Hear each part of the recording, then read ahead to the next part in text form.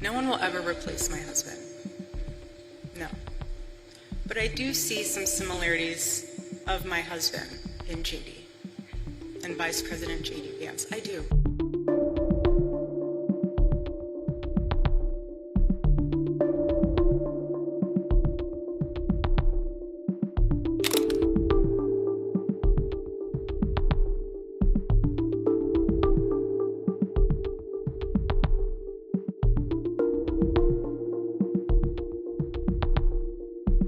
A deeply emotional disclosure from Turning Point USA CEO Erika Kirk is stirring national reaction after the death of conservative activist Charlie Kirk.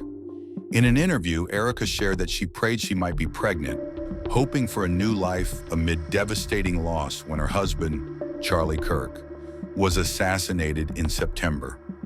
Her comments surfaced during a live conversation with Megyn Kelly in Arizona on Friday, now circulating widely online.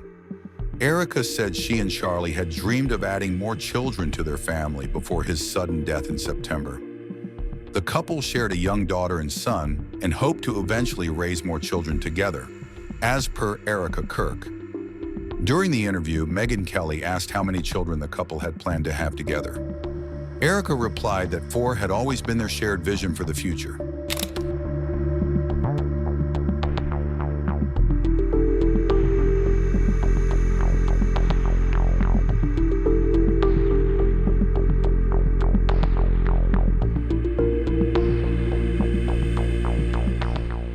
Charlie Kirk, founder of Turning Point USA, was shot and killed on September 10th during an event at Utah Valley University. Erika described overwhelming shock and disbelief in the hours after learning her husband had been murdered.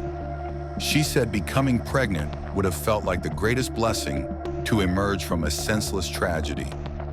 Erika urged young couples not to delay building families if they desire children, saying life moves too quickly.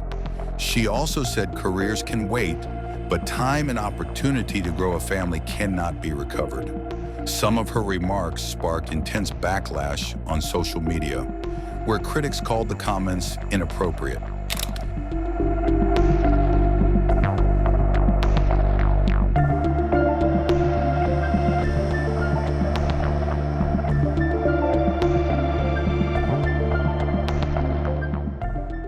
On the other hand, responding to this, her supporters urged compassion and respect, reminding others she is a grieving widow under intense scrutiny.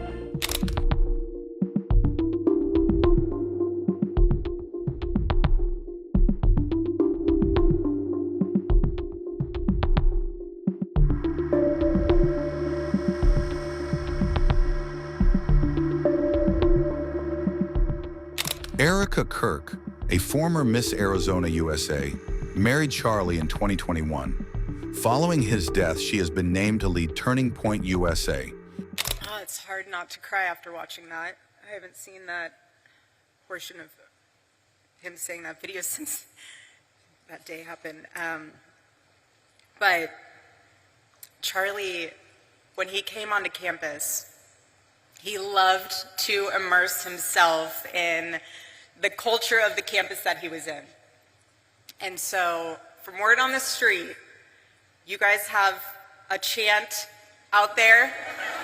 I hear it's a good one. It's hotty toddy.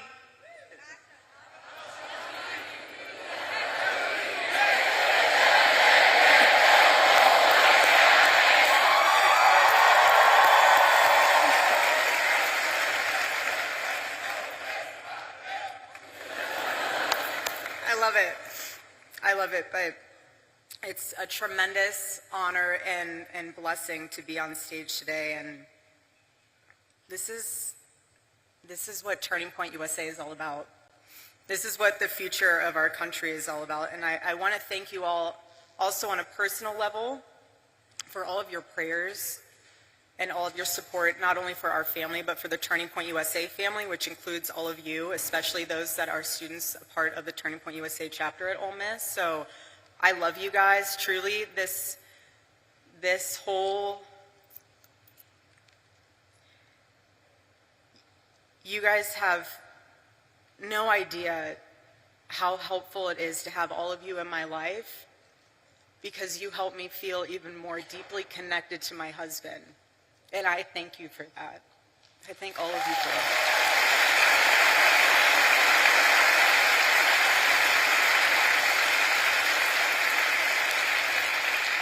And I say that also because you guys are the heartbeat of Turning Point USA. You're the heartbeat of this organization, and every time we were at an event, especially one that Charlie was speaking at, he would always ask beforehand, he would always ask Mikey or the team, he'd say, who in the audience is a Turning Point USA chapter leader or chapter member? And whenever there was a student there, he would stop everything before the event and he would sit down with them. He would ask you what your name is, what you're studying, what is the issues that are going on campus. He would take the time to make sure that you guys knew he was investing into you, into your chapter, into your school, because that was a pulse point for him. And being on campus right now for me is a spiritual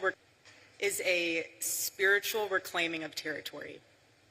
And let me explain that, because there is a lot of symbolism in today. It's Wednesday, 7 weeks. And the more that I am coming to grips with the permanency of this nightmare, the more that I'm starting to realize and witness that the enemy, he doesn't want you. He wants your territory. He wants your influence. And when our team asked my dear friend, Vice President J.D. Vance, to speak today, I really prayed on it, because obviously it's a very emotional day. But I could just hear Charlie in my heart. I could just hear him say, go reclaim that territory, babe. Go. The battle's already won. God's love conquers. And that's why I'm here today. I'm here because this moment, it can either be your breaking point or your wake-up call, essentially your turning point, if you will.